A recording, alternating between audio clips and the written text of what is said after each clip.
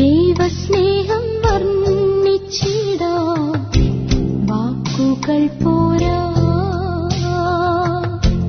നന്ദി ചൊല്ലി തീർക്കുവാനീ ജീവിതം പോരാ. സ്പർജൻ ഒരിക്കൽ പഠിച്ചുകൊണ്ടിരിക്കുന്ന സ്റ്റുഡൻസിനോട് പറഞ്ഞൊരു കാര്യം, if any student in this room could be content to be a newspaper editor or a grocer or a doctor or a lawyer or a senator or even a king, നിങ്ങളിൽ ആരെങ്കിലും ഒരു news paper editor ആകുന്നത് കൊണ്ടോ, അതല്ലെങ്കിൽ ഒരു grosser ആകുന്നത് കൊണ്ടോ, അതല്ലെങ്കിൽ ഒരു ഡോക്ടർ ആകുന്നത് കൊണ്ടോ, ഒരു ടീച്ചർ ആകുന്നത് കൊണ്ടോ, ഒരു രാജാവാകുന്നത് കൊണ്ടോ നിങ്ങൾക്ക് സംതൃപ്തിപ്പെടാൻ കഴിയുമെങ്കിൽ, അതുകൊണ്ട് മാത്രം, അതാകരുതെന്നല്ല സ്പർജൻ പറഞ്ഞത്, അതുകൊണ്ട് മാത്രം നിങ്ങൾക്ക് സംതൃപ്തിപ്പെടാൻ കഴിയുമെങ്കിൽ, in the name of heaven and earth let that boy go his വേ. അവൻ ദയവ് ചെയ്ത് എന്റെ പ്രസംഗത്തിനകത്തുനിന്ന് എണീറ്റ് പൊക്കോളാൻ. സ്പർജന്റെ പ്രസംഗത്തിൽ സ്പർജൻ പറഞ്ഞാണ്, നിങ്ങൾക്ക് ഒരു നേഴ്സായിട്ട്, ഡോക്ടറായിട്ട്, സ്കൂൾ ടീച്ചറായിട്ട്, അങ്ങേയറ്റത്ത് നിങ്ങളൊരു ഒരു കമ്പനിയുടെ സിഇഒ ആയിട്ട്, അതല്ലെങ്കിൽ കിങ് ആയിട്ട് നിങ്ങൾക്ക് അതുകൊണ്ട് മാത്രം സംതൃപ്തിപ്പെടുവാൻ കഴിയുമെങ്കിൽ അതിന്റെ അർത്ഥം എന്നറിയാമോ? നിങ്ങളുടെ ഉള്ളിൽ ഈ മെസ്സേജ് ഓഫ് റിക്കൺസിലിയേഷൻ വീണിട്ടില്ല, നിങ്ങളുടെ ഉള്ളിൽ ഒരു സന്ദേശം വന്നിട്ടില്ല. ജോലി ചെയ്തോളൂ, എന്നാൽ അതുകൊണ്ട് മാത്രം കണ്ടന്റ് ആകുന്നവൻ ഒരു യഥാർത്ഥ ക്രിസ്ത്യാനിയല്ല. ഒരു യഥാർത്ഥ ക്രിസ്ത്യാനിയുടെ മനസ്സിൽ കർത്താവ് കൊടുത്തിരിക്കുന്ന ഈ സന്ദേശം അവനെ ഒരു വലിയ ബോധ്യത്തിലേക്ക് നടത്തുന്നുണ്ട്. അവൻ ആ സന്ദേശം അസ്ഥികളിൽ അഗ്നിയായിട്ട് പടരും. കാര്യം അവനറിയാം, ഒരു രാജാവായാലും അതിനുമപ്പുറത്ത് നിത്യതയിൽ എന്തെങ്കിലും ഉണ്ടാകണമെങ്കിൽ ഈ സന്ദേശം സ്വീകരിച്ചാൽ മാത്രമേ കഴിയുള്ളൂ. അതുകൊണ്ടാണ് അപ്പോസ്തല പ്രവൃത്തികളിൽ നമ്മൾ പോള് രാജാവിന്റെ മുമ്പിൽ, നിങ്ങൾക്ക് സ്റ്റോറി അറിയാവുന്നതുകൊണ്ട് ഞാൻ അത് വിശദീകരിക്കുന്നില്ല, രാജാവ് ചോദിച്ചു, നീ ഇങ്ങനെ ചില്ലറക്കാര്യം പറഞ്ഞ് എന്നെ അങ്ങ് ക്രിസ്ത്യാനിയാക്കാമെന്നാണോ ചിന്തിക്കുന്നത്? അതായത് നിന്റെ ലോജിക്ക് കൊണ്ട് നീ എന്നെ ക്രിസ്ത്യാനിയാക്കാമെന്ന് നീ ചിന്തിക്കുന്നുണ്ടോ? എന്താണ് പോൾ പറയുന്നത്? ഞാനങ്ങനെ ലോജിക്ക് പറഞ്ഞ് ക്രിസ്ത്യാനിയാക്കാനൊന്നും നോക്കിയൊന്നുമല്ല. 26 അധ്യായത്തിന്റെ 29 വാക്യത്തിൽ പോൾ പറയുന്നു, അതിന് പൗലോസ്, നീ മാത്രമല്ല എന്റെ പ്രസംഗം കേൾക്കുന്ന. 28 വാക്യത്തിൽ അഗ്രിപ്പ പൗലോസിനോട്, ഞാൻ ക്രിസ്ത്യാനിയായി തീരുവാൻ നീ എന്നെ അല്പം കൊണ്ട് സമ്മതിപ്പിക്കുന്നുവോ? നിന്റെ ഒരു ചെറിയ പ്രസംഗം കേട്ട് ഞാൻ ഉടനെ അങ്ങ് ക്രിസ്ത്യാനിയാകുമെന്ന് നീ ചിന്തിക്കുന്നുണ്ടോ? പോൾ പറഞ്ഞു, നീ മാത്രമല്ല എന്റെ പ്രസംഗം കേൾക്കുന്ന എല്ലാവരും അല്പം കൊണ്ടാകട്ടെ അധികം കൊണ്ടാകട്ടെ ഈ ചങ്ങലയൊഴികെ എന്നെ പോലെ ആകണമെന്ന് ഞാൻ ദൈവത്തോട് അപേക്ഷിക്കുന്നു. എന്റെ പ്രാർത്ഥന അതാണ്. പ്രിയമുള്ളവരെ, എനിക്ക് ലോകത്തിൽ ഒരു മനുഷ്യനോടും അസൂയയില്ല. എന്തുകൊണ്ടാ? അവരുടെ ഏത് പദവികൾക്കും അപ്പുറത്ത് ദൈവം എന്നെ അവന്റെ പുത്രനാക്കിയിരിക്കുന്നത് കൊണ്ട് ഒരാൾക്കും എന്റെ അത്രയും, എനിക്ക് ദൈവം നൽകിയിരിക്കുന്ന പദവിക്ക് അപ്പുറത്തൊരു പദവി ലോകത്തിൽ വേറെ ആർക്കുമില്ല. ദൈവ മക്കളാകുന്നതിനേക്കാൾ വലിയ പദവി എന്താണ്? എന്തുകൊണ്ട് അവരുടെ അസൂയകൾ നോക്കുന്നേ? ഏതൊരു വ്യക്തിയോടും എനിക്ക് പറയാനുള്ള സന്ദേശം ഇതേ ഉള്ളൂ, നിങ്ങൾ കിങ് ആയിരിക്കും, നിങ്ങൾ മാഫിയ ആയിരിക്കും, നിങ്ങൾ പോലീസ് ആയിരിക്കും, പോലീസിന്റെ ചീഫ് ആയിരിക്കും, അതല്ലെങ്കിൽ ഇന്ത്യൻ പ്രസിഡന്റ് ആയിരിക്കും, അമേരിക്കൻ പ്രസിഡന്റ് ആയിരിക്കും, but it is my prayer that you all should become like me. എങ്ങനെ? Living for Jesus. യേശുവിന് വേണ്ടി ജീവിക്കുന്നവരാകണമെന്നും സ്വർഗത്തിലേക്ക് നിങ്ങൾ വരണമെന്നും അതാണ് എന്റെ ആഗ്രഹം. വേറെ ആഗ്രഹമൊന്നുമില്ല.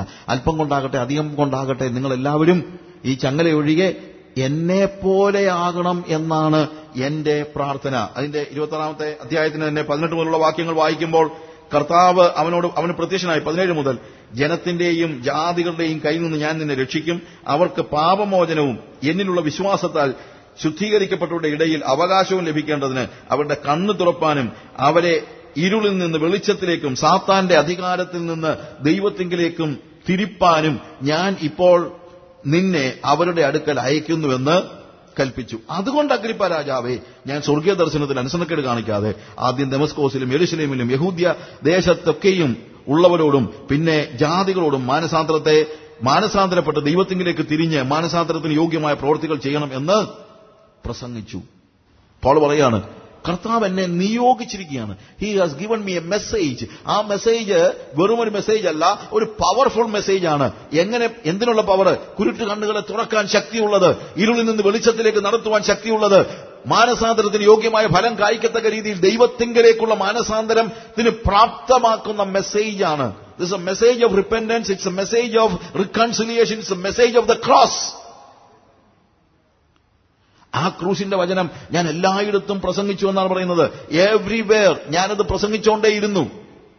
കാരണം ഈ സന്ദേശം, ദൈവത്തിലുള്ള ദൈവത്തിന്റെ ഈ സാന്നിധ്യം, ദൈവം എനിക്ക് നൽകിയതായ ഈ ഉത്തരവാദിത്വം, ഈ ഉദ്യോഗം, അതെന്നെ ബാക്കി എല്ലാ കാര്യങ്ങളിൽ നിന്നും മാറ്റി നിർത്തി. വേറെ കാര്യങ്ങളിൽ എനിക്ക് സുഖിക്കാനായിട്ട് കഴിയുന്നില്ല. ജെറമ്യാ അതിന്റെ 15-ാമത്തെ അധ്യായത്തിൽ 16-ഉം 17-ഉം വാക്യങ്ങൾ ഞാൻ ജസ്റ്റ് ഒന്ന് വായിക്കുന്ന മാത്രമേ ഉള്ളൂ. ജെറമ്യാ പറയുന്ന ഒരു കാര്യമുണ്ട്. യഹോവേ, നീ അറിയുന്നു, എന്നെ ഓർത്ത് സന്ദർശിക്കണമേ, എന്നെ 16-ാമത്തെ വാക്യത്തില്, ഞാൻ നിന്റെ വചനങ്ങളെ കണ്ടെത്തി ഭക്ഷിച്ചിരിക്കുന്നു. നിന്റെ വചനങ്ങൾ എനിക്ക് സന്തോഷവും എന്റെ ഹൃദയത്തിൽ ആനന്ദവുമായി. സൈന്യങ്ങളുടെ യഹോവേ, നിന്റെ നാമം എനിക്ക് വിളിക്കപ്പെട്ടിരിക്കുന്നുവല്ലോ. കളിക്കാരുടെ കൂട്ടത്തിൽ ഞാൻ ഇരുന്ന് ഉല്ലസിച്ചിട്ടില്ല. നീ എന്നെ നീരസം കൊണ്ട് നിറച്ചിരിക്കുന്നു. നിന്റെ കൈനിമിത്തം ഞാൻ തനിച്ചിരുന്നു. നോക്ക്, നിന്റെ വചനം കണ്ടെത്തി ഞാന് ഭക്ഷിച്ചിരിക്കുന്നു. അതെന്റെ ഉദരത്തിൽ എനിക്ക് സന്തോഷവും എന്റെ ഹൃദയത്തിൽ ആനന്ദവുമായി. ദൈവം നമുക്ക് നൽകിയ മെസ്സേജിൽ ആനന്ദിക്കാൻ തുടങ്ങുമ്പോൾ, ദൈവം നമുക്ക് നൽകിയ വചനത്തിൽ സന്തോഷിക്കാൻ തുടങ്ങുമ്പോൾ, വേറെ ഒന്നിനും നമുക്ക് സന്തോഷിക്കാൻ കഴിയില്ല. നിന്റെ വചനത്തിൽ എനിക്ക് സന്തോഷമായി, അതെനിക്ക് ആനന്ദമായി. അതുകൊണ്ട് എന്ത് സംഭവിച്ചു? ഞാൻ കളിക്കാരുടെ കൂട്ടത്തിൽ ഇരുന്ന് ഉല്ലസിച്ചിട്ടില്ല. എന്തുകൊണ്ട്? അവരുടെ അടുത്ത് ഇരിക്കുമ്പോഴത്തേക്ക് നീ എന്നെ നീരസം കൊണ്ട് നിറച്ചിരിക്കുന്നു. You have filled me with indignation. കുറച്ചു നേരം ടിവിയുടെ മുമ്പിൽ ഇരിക്കുമ്പോഴത്തേക്ക് പരമ ബോർ, എന്തോന്ന് ടി വി. ഈ സമയം വേദോസം വായിച്ചായിരുന്നെങ്കിൽ നേരെ വേദോസിന്റെ അടുത്തോട്ട് പോവുക. സാധാരണ നേരെ തിരിച്ചാ സംഭവിക്കുന്നത്, ഇല്ലേ? എന്തിലാണ് നിങ്ങൾ രസിക്കുന്നത് എന്നുള്ളതാണ് ചോദ്യം. നിങ്ങൾക്ക് എന്തെങ്കിലും ഒന്നിലെ രസിക്കാൻ പറ്റുള്ളൂ. വചനത്തിൽ രസിക്കുന്നവൻ മറ്റുള്ളതെല്ലാം അവനൊരു നീരസമായിരിക്കും, ഇൻഡിഗ്നേഷൻ. എന്നാൽ മറ്റുള്ളതിൽ രസിക്കുന്നവന് വചനത്തിൽ രസിക്കാൻ കഴിയില്ല. ഞാൻ കളിക്കാരുടെ കൂട്ടത്തിലിരുന്ന് ഉല്ലസിച്ചിട്ടില്ല, എനിക്കതിന് കഴിയത്തില്ല. കുറച്ച് കഴിയുമ്പോഴത്തേക്ക് ദൈവം എന്ത് ചെയ്യുന്നു? എണീറ്റ് പോടാന്ന് പറയുന്നു. നമ്മളങ്ങനെ എത്ര പ്രാവശ്യം കേട്ടിട്ടുണ്ട്, പക്ഷെ പോയിട്ടില്ല. കർത്താവ് നമ്മളോട് സ്ഥിരം പറയുന്നൊരു വാക്കാണ്, എണീറ്റ് പോടാം. അവിടെ ഇവിടെ പോയി ഇരിക്കുമ്പോൾ കർത്താവ് എന്താ പറയും? എണീറ്റ് പോടാ. കേട്ടിട്ടുണ്ടോ? കേട്ടിട്ടുണ്ട്, പക്ഷെ പോയിട്ടില്ല. അല്ലേ? കാര്യം എന്താ? അതിൽ രസിക്കുകയാണ്. എന്നാൽ കർത്താവിനെ അനുസരിക്കുന്നതിൽ രസിക്കാൻ നോക്ക്. അപ്പോൾ നമുക്ക് ബാക്കിയുള്ള എല്ലാ കാര്യത്തിലും നീരസമുണ്ടാകും, നമുക്ക് മനസ്സിലാക്കാം. ഹല്ലേലൂയ. കർത്താവിന്റെ വചനം അവൻ നമ്മൾ തന്നിരിക്കുകയാണ്. അത് മറ്റുള്ളവരിൽ എത്തിക്കുന്നത് വരെ എനിക്ക് ഇരിക്കപ്പെടുന്നില്ല. സുവിശേഷം അറിയിക്കുന്നത് അവനോടുള്ള സ്നേഹം കൊണ്ടാണ്. കർത്താവ് സുവിശേഷം അറിയിക്കുന്നത്, ഞാൻ പറഞ്ഞല്ലോ, സുവിശേഷം അറിയിക്കുമ്പോൾ ശരിക്കും എന്താണ്? we love the people, we love, of course, we love God. The love of Christ constraineth me. ക്രിസ്തുവിന്റെ സ്നേഹം എന്നെ നിർബന്ധിക്കുന്നത് കൊണ്ട് ഞാൻ എന്ത് ചെയ്യുന്നു? സുവിശേഷം അറിയിക്കുന്നു. അവൻ എന്നെ ചീത്ത വിളിച്ചാലും ഞാൻ അറിയിക്കും. അവന്റെ പിന്നാലെ നടന്ന് ഞാൻ അവനോട് സുവിശേഷം പറയും. യിരെമ്യാവിന്റെ പ്രവചനം 8-ാം അധ്യായത്തിന്റെ അതിന്റെ 19 വേഴ്സ് 19 നോക്കുക. അത് it's in fact a lot of things. അത് ഡിസ്ക്രൈബ് ചെയ്യാൻ നമ്മുടെ ഇന്ന് സമയമില്ല. എങ്കിലും ഞാൻ അതിനെക്കുറിച്ച് പറയുന്ന ഒരു കാര്യം, നമുക്ക് നമ്മളുടെ ഈ സന്ദേശം നമ്മുടെ ഉള്ളിലുണ്ടെങ്കിൽ അത് എന്താണ്? അത് നമുക്ക് പറയാതിരിക്കാൻ കഴിയുമ്പോഴാണ്. സുവിശേഷം പറയാതിരിക്കുമ്പോൾ നിങ്ങൾക്ക് എന്ത് തോന്നുന്നു എന്നുള്ളതാണ് നമ്മൾ ചോദിക്കുന്നതായ ചോദ്യം. When we do not preach gospel, what happens? അപ്പോൾ നമുക്ക് എന്താണ് നമ്മുടെ മനസ്സിൽ തോന്നുന്നത്?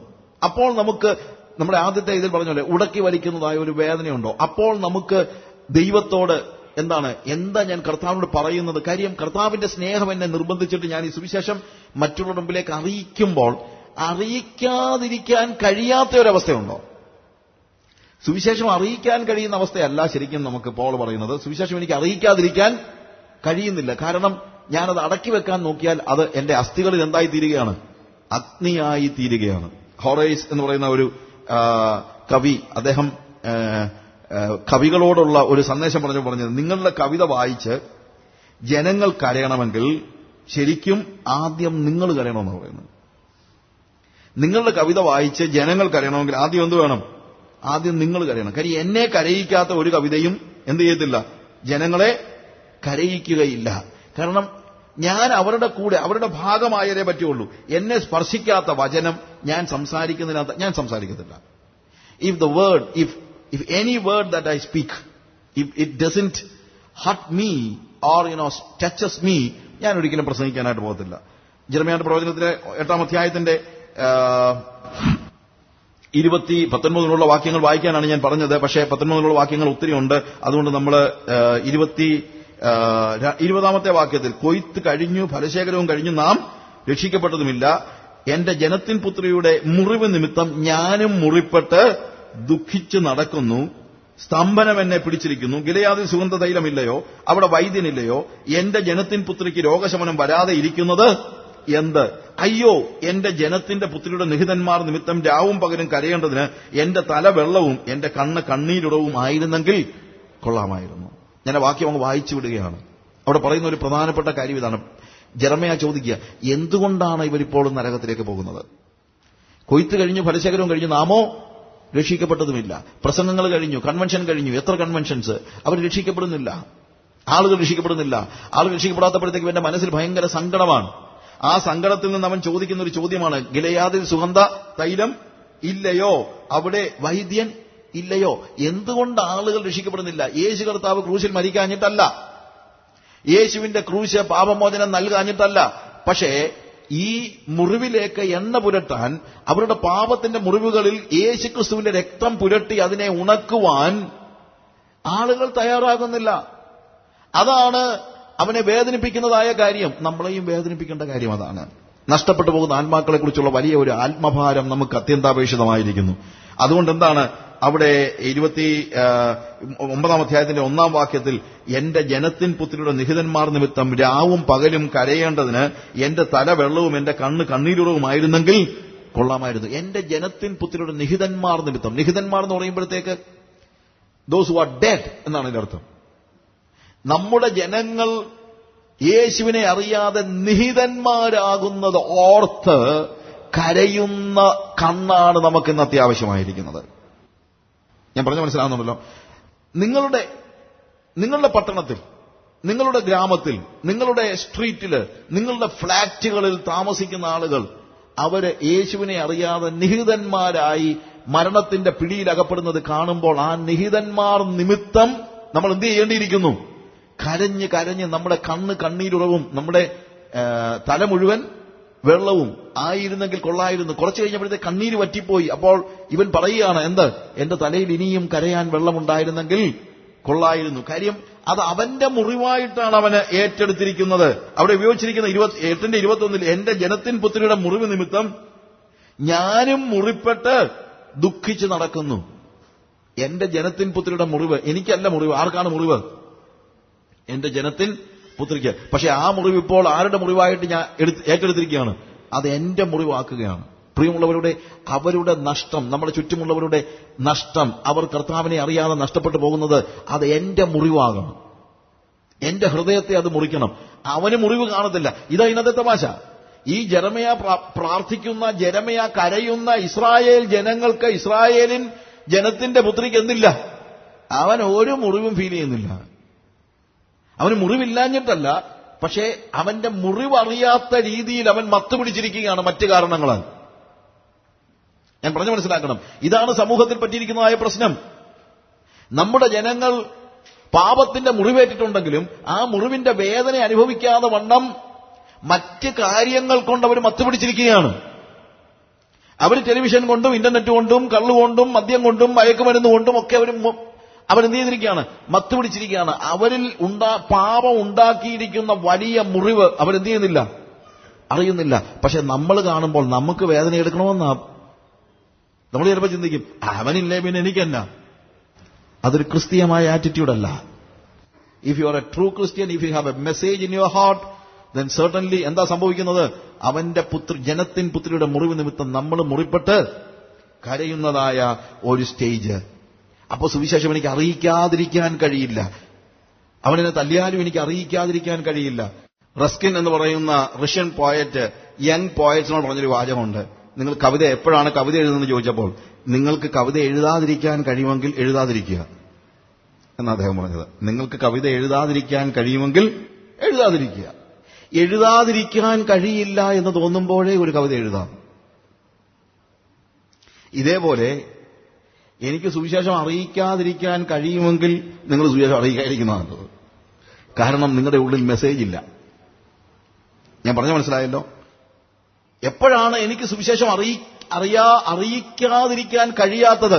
എന്റെ ഉള്ളിൽ മെസ്സേജ് അഗ്നിയായി എന്നെ എന്നിൽ തീ കത്തുമ്പോഴാണ് എനിക്ക് എന്ത് ചെയ്യാതിരിക്കാൻ പറ്റില്ല? സുവിശേഷം അറിയിക്കാതിരിക്കാൻ കഴിയില്ല. ആ ഒരു സ്റ്റേജാണ് നമുക്കുണ്ടാകേണ്ടത്. സുവിശേഷം അറിയിക്കാതിരിക്കാൻ നിങ്ങൾക്ക് കഴിയുമെങ്കിൽ ദൈവത്തിന്റെ സ്നേഹം നിങ്ങളെ സ്പർശിച്ചിട്ടില്ല എന്നാണ് എന്റെ അർത്ഥം. അപ്പൊ നിങ്ങളുടെ ഉള്ളിൽ മെസ്സേജ് ഇല്ലാതെ വരുന്നു. ഞാൻ മുന്നോട്ട് പോട്ടെ. ഈ സുവിശേഷമാണ് പുതിയ നിയമത്തിലുടനീളം നാം കാണുന്നത്. സുവിശേഷത്തിന്റെ പ്രസംഗത്തിന്റെ പോഷത്വത്താൽ മനുഷ്യർ രക്ഷിക്കുവാൻ ദൈവത്തിന് പ്രസാദം തോന്നി. യോഹന്നാൻ അപ്പോസ്തലൻ വന്നപ്പോൾ അവൻ പ്രസംഗിക്കുകയായിരുന്നു. He was preaching the gospel. അവൻ സുവിശേഷം പ്രസംഗിച്ചെന്ന് എഴുതിയിരിക്കുന്നത്. മർക്കോസിന്റെ സുവിശേഷം ഞാൻ വാക്യങ്ങൾ എഴുതുന്നതേ ഉള്ളൂ, ഞാൻ അത് പറയുന്നില്ല. I'm not reading, I'm just saying the passage. മർക്കോസിന്റെ വിഷയം 1-ാം അധ്യായം 4-ാം വാക്യത്തിൽ യോഹന്നാൻ എന്ത് ചെയ്തു? അവിടെ വന്ന് സുവിശേഷം പ്രസംഗിച്ചു. യേശു അത് തന്നെയാണ് ചെയ്യുന്നത്. ശരിക്കും യേശുവിന്റെ കാര്യം പറയുമ്പോഴത്തേക്ക് യോഹന്നാനാണ് ഈ പ്രസംഗം തുടങ്ങിയെങ്കിലും യോഹന്നാൻ പെട്ടെന്ന് തന്നെ തടവിലാകും നമ്മൾ കാണുന്നത്. മത്തായിയുടെ സുവിശേഷം 4-ാമത്തെ അധ്യായം അതിന്റെ 12-ാമത്തെ വാക്യത്തിൽ യോഹന്നാൻ തടവിലാകുന്നതിനെക്കുറിച്ച് വേഴ്സ്, യോഹന്നാൻ തടവിലായി എന്ന് കേട്ടാറെ അവൻ ഗലീലയ്ക്ക് വാങ്ങിപ്പോയി. 17-ാം വാക്യത്തിൽ അന്ന് മുതൽ യേശു സ്വർഗരാജ്യം സമീപിച്ചിരിക്കാൻ മാനസാന്തരപ്പെടുവീൻ എന്ന് പ്രസംഗിച്ചു തുടങ്ങി. അപ്പോൾ യോഹന്നാൻ പ്രസംഗിച്ചതാണ് ഈ സുവിശേഷം, യേശു പ്രസംഗിച്ചതാണ് ഈ സുവിശേഷം. മത്തായിയുടെ സുവിശേഷം, മർക്കോസിന്റെ സുവിശേഷം 3-ാം അധ്യായത്തിലേക്ക് വരുമ്പോഴത്തേക്ക് കർത്താവ് എന്ത് ചെയ്യുന്നു? ശിഷ്യന്മാരെ പ്രസംഗിക്കാൻ പറഞ്ഞു വിടുകയാണ്. അപ്പോസ്തലന്മാർ ഇത് തന്നെയാണ് പ്രസംഗിക്കുന്നത്. പെന്തക്കോസ്ത് നാളിൽ പത്രോസ് എഴുന്നേറ്റ് എന്താണ്? സുവിശേഷം പ്രസംഗിക്കുകയാണ്.